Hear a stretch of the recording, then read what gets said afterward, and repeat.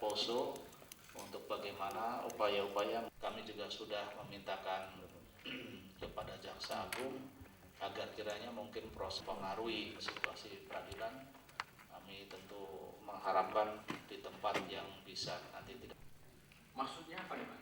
Termasuk 3 caleg mau rekomendasi belum bisa saya tangkap Pak. Itu jangan bertengkar.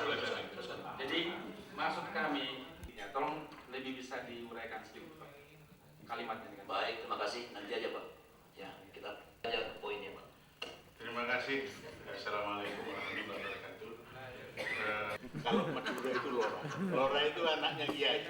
Sama dengan Jawa Gus. Saya kira gitu. Bersifat symptomatic approach. Saya melihat belum ada upaya-upaya untuk mengungkap persoalan ini sampai ke akar-akarnya dengan jadi. Tetapi yang terus-menerus kita lakukan saban peristiwa semacam ini terjadi, selalu penyelesaian yang terjadi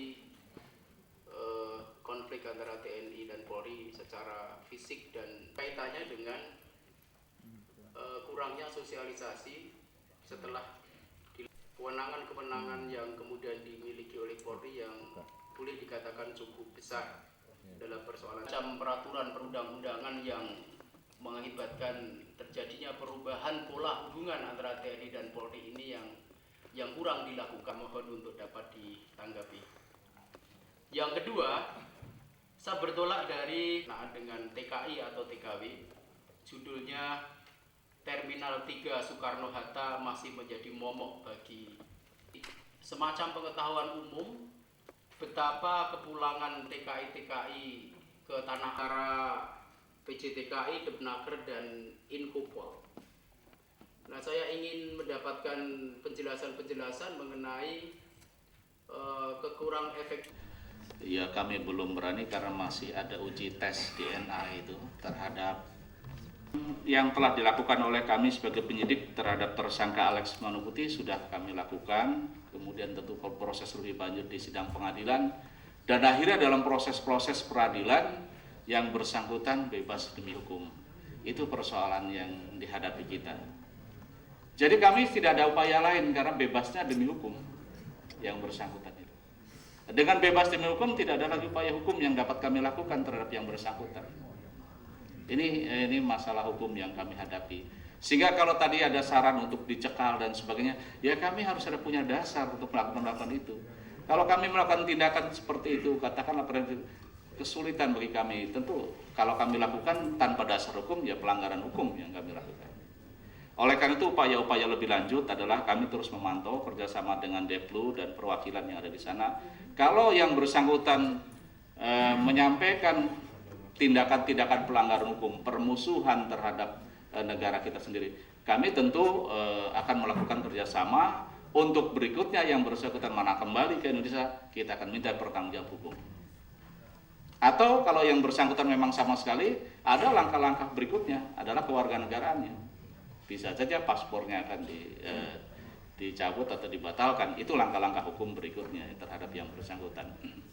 Tapi perhatian dari Bapak-Bapak sekalian terhadap Manuputi menjadi perhatian kami, dan kami memang sudah selama memantau ini. Kami sudah banyak laporan tentang perbuatan yang bersangkutan. Tidak saja di luar negeri, Bapak sekalian, waktu kami bertemu yang bersangkutan di Ambon, ya begitulah yang bersangkutan mengatakan, yang saya ingat betul kata-katanya yang bersangkutan. Jangan salahkan kami, Bapak-Bapak dari pemerintah waktu yang hadir saya, Menko Polkam, Panglima TNI, Menko Kesra mengatakan, kalau kami harus minta perlindungan negara lain atau PBB, karena Bapak tidak menjamin kami aman di sini. Itu sudah yang dikatakan oleh yang bersangkutan waktu itu. Oleh karena itu, karena bentuknya ada provokasi-provokasi dan separatisme, ya kita proses hukum yang bersangkutan. Tapi proses hukum sudah berjalan, kemudian keputusannya seperti itu, nah inilah masalah hukum kita. Pak Jatuh, masalah Karanganyar, jumlahnya Pak, karena Bapak tidak kita siapkan. Perlu kami jelaskan bahwa letak antara asrama yang 721 Kompice ini dengan Polres jaraknya sekitar kurang lebih 300 meter. Bintara atas nama Bribda Arif Kadir siswa maganya akan kembali ke mesnya, kemudian siswa magang tersebut melaporkan ke Mapores. Pada saat itu Bribka Suherman dan Brigpol Darmin dan yang bersangkutan melakukan pengejaran sehingga terjadi penembakan yang dilakukan oleh Bribka Suherman terhadap anggota Kompi C Yon 721. Anggota yang melakukan penembakan dan pemukulan sudah diproses dan sudah dijelaskan pada saat itu ditangani oleh Muspida setempat dan rem kita perintahkan dan Kapolwil untuk segera koordinasi dan menyelesaikan sebab ini bulan Ramadan dan siapkan untuk selesai Lebaran mereka diadakan olahraga bersama dan juga mengenai masalah halal bihalal. Diharapkan pada pengadilan profesi di Polwil Parepare dengan keputusan yang bersangkutan ditahan 21 hari dan kasus perkaranya diajukan ke peradilan umum dan itu sudah kita jelaskan. Kemudian 5 anggota Kapolda coba begini, ada sekitar 70 personil siswa magang. Siswa magang ini dalam namanya baru praktek kepolisian jadi ya lurus-lurus saja. Poncen 3 tangkap, suruh minggir periksa. Ini mungkin menyinggung perasaan dan yang mereka bentur dengan juga anggota 721 yang Tantama, Prada, Pratu. Ini ketersinggungan di lapangan sebab jadi yang selalu diganggu ini anggota magang. Makanya pada waktu peristiwa terjadi sudah 2 kali anggota siswa magang kami pindahkan ke Polwil Parepare untuk melanjutkan magangnya, sedangkan kasusnya kita selesaikan secara koordinatif dengan Kodam. Baik, kalau ada perbuatan menyerang atau melakukan permusuhan dan kita sudah masuk di wilayah pelanggaran hukum. Kembali masalah tulisan di Rakyat Merdeka, Pak. Kata yang Bapak sebut Golkar pun saya tidak mengatakan itu. Oleh karena itu memang Humas mensomasi itu sebetulnya karena banyak hal yang nggak pas gitu. Jadi jangan sampai nanti dikira itu sesuatu yang benar, Pak. Saya kira dengan penjelasan seperti tadi saya sampaikan, ini kan dasarnya surat kaleng, surat sulit juga, Pak. Nah surat kaleng terus ditafsirkan lagi kan, jadi pertanggungjawabnya tidak jelas. Tapi yang jelas kata yang menyebut partai tertentu, Bapak mengatakan Golkar, saya tidak mengatakan itu.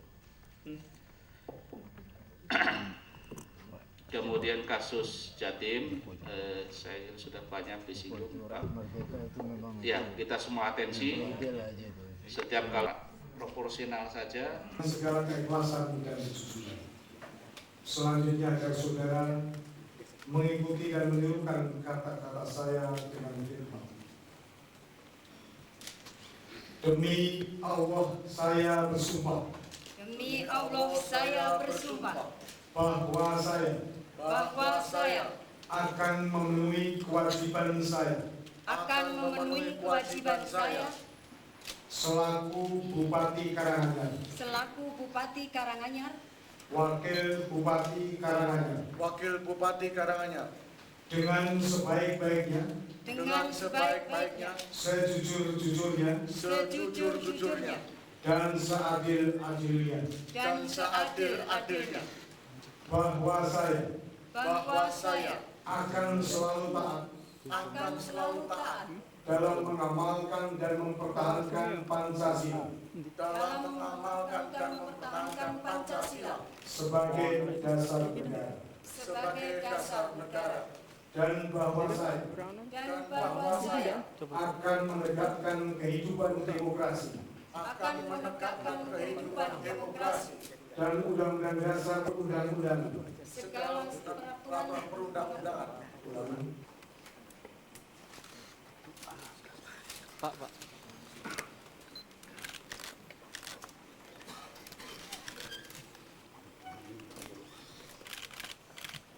Kedua, oleh Gubernur Jawa Tengah yang mengambil sumpah.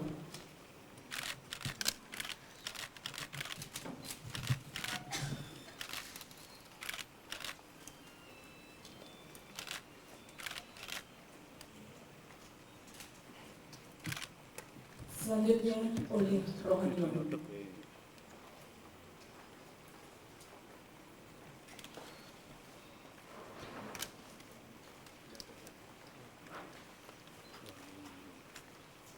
Penanda penandatanganan selesai. Kami Gubernur Jawa Tengah atas nama Presiden Republik Indonesia dengan resmi melantik Saudari Hajah Rina Iriani Sri Ratnaningsih SPD sebagai Bupati Karanganyar berdasarkan keputusan Menteri Dalam Negeri Republik Indonesia nomor 13133-61 tahun 2003 tanggal 2 Desember 2003 dan Saudara KRMTH Dr. Andes Haji Sri Sadoyo Harjo Widul MM sebagai Wakil Bupati Karanganyar.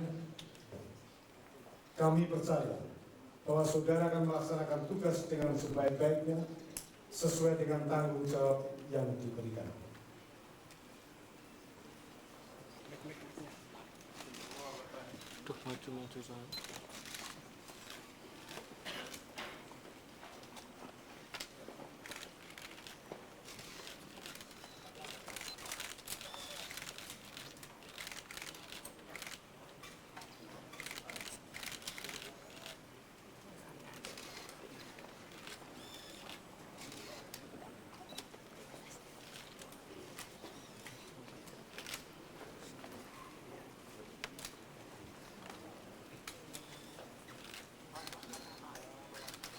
Kedua, untuk jabatan Wakil Bupati Karanganyar.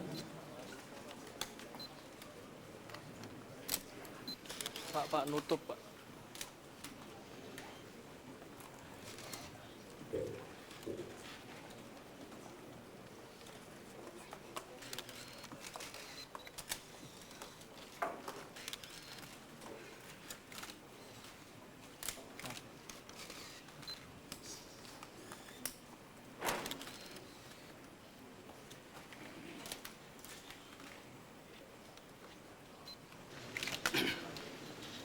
Pelantikan selesai. Yang terhormat Gubernur Jawa Tengah dipersilakan kembali ke tempat.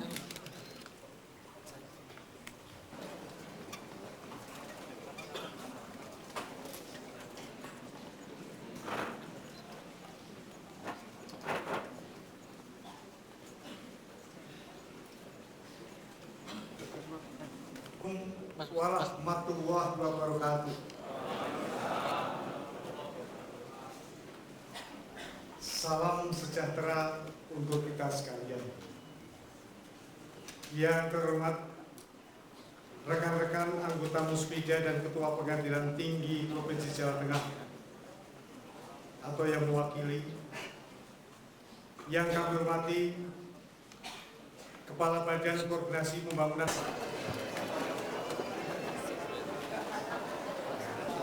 Kami mengucapkan terima kasih atas perhatian dari rekan-rekan sekalian.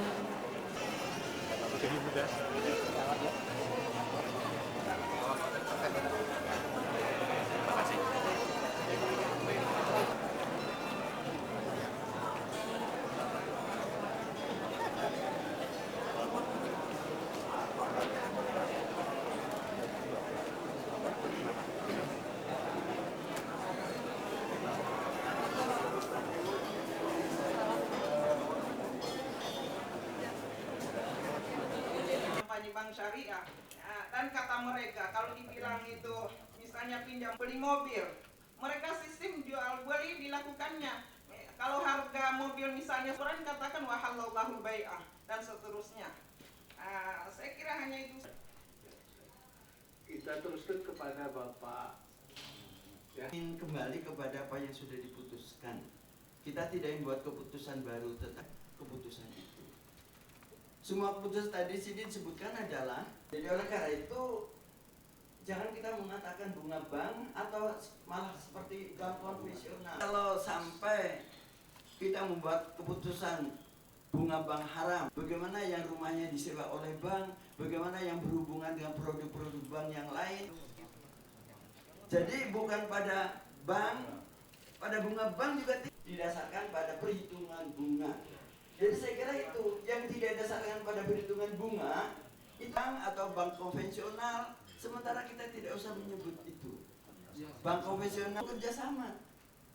Artinya masing-masing melayani masyarakat, masing-masing ini ingin respect kepada bank konvensional. Bahkan kita masih membutuhkan adanya bank konvensional sekarang. Jadi jangan sampai itu menjadi apalagi musuh. Saingan juga bukan, tapi partner. Menengah juga belum semua. Oleh karena itu kita masih membutuhkan bank-bank konvensional. Jadi ya bayangkan bank syariah mandiri itu kan orang tua yang tidak benar itu. Tidak benar. Oleh karena itu bank konvensional adalah masih saudara tua kita, masih uang kita sendiri yang masih kita butuhkan. Kemudian C ini juga baru tahun ini bunga bank akan difatwakan, apa konteksnya sehingga? Tidak begitu sebenarnya.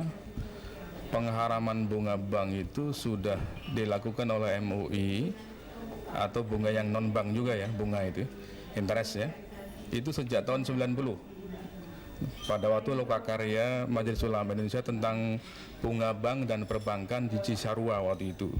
Nah dari Lokakarya itu kemudian melahirkan berdirinya Bank Muamalat ya. Jadi itu tahap pertama demikian. Kemudian Dewan Syariah Nasional itu telah mengeluarkan fatwa pada tahun 2000 bahwa bunga itu tidak sesuai dengan prinsip-prinsip syariah begitu. Nah, tahun 2003 ini karena banyaknya tuntutan dari masyarakat ya yang menginginkan agar MUI lebih tegas dalam mengharamkan bunga, maka diadakan ijtima atau pertemuan ulama Komisi Fatwa MUI seluruh Indonesia. Ya, jadi di sini insya Allah akan diputuskan secara final tentang keharaman bunga ya, baik bunga itu dilakukan oleh siapa saja yang dalam bahasa asing interest begitu ya. Terus bagaimana efeknya nanti kalau memang nanti benar-benar akan difatwakan kepada seluruh Indonesia? Nah itu yang kemudian menjadi bahan diskusi di sini. Sebenarnya fatwa nanti itu tidak ingin membunuh atau matikan lembaga-lembaga keuangan yang konvensional ya, yang non syariah. Ya, sebab lembaga keuangan non syariah juga itu ada produk-produk yang tidak berbasis bunga. Jadi kan mereka tetap sebenarnya itu tetap dibenarkan ya. Yang tidak dibenarkan menurut syariah itu yang ada produk-produk yang berbasis bunga saja. Ya. Jadi di dalam rancangan ini belum ditetapkan, tapi dalam rancangan dalam suara floor itu tampaknya sepakat untuk mengharamkan bunga itu. Mengharamkan bunga. Bunganya saja, ya.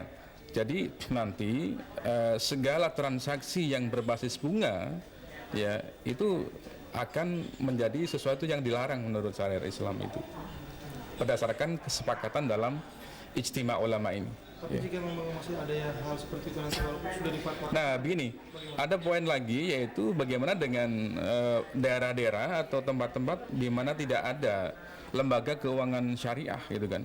Nah dalam hal ini statusnya masih bisa dipakai dengan mengambil hukum atau keadaan darurat gitu ya. Sebenarnya sebelum tahun 90 itu dipakai prinsip darurat ini ya, bahwa dalam keadaan sekarang ini karena belum ada bank yang beroperasi secara syariah, maka menggunakan bank konvensional itu dibenarkan, dibolehkan. Tapi di saat nanti sudah ada bank-bank yang beroperasi secara syariah, maka segala transaksi yang berbasis bunga itu tidak dibenarkan lagi. Jadi daruratnya udah hilang lagi, sudah nggak ada darurat lagi kan itu. Nanti memang ada. Iya. Ada terjadi penolakan bagaimana tentang fatwa ini? Fatwa itu sifatnya tidak mengikat. Jadi ini karena ada tuntutan terhadap masyarakat untuk menolak fatwa, tentu itu tidak mustahil ada yang menerima dan ada yang tidak menerima. Ya, sebagai ulama, majelis ini atau pertemuan ini memiliki tanggung jawab moral kepada Allah untuk membimbing umat.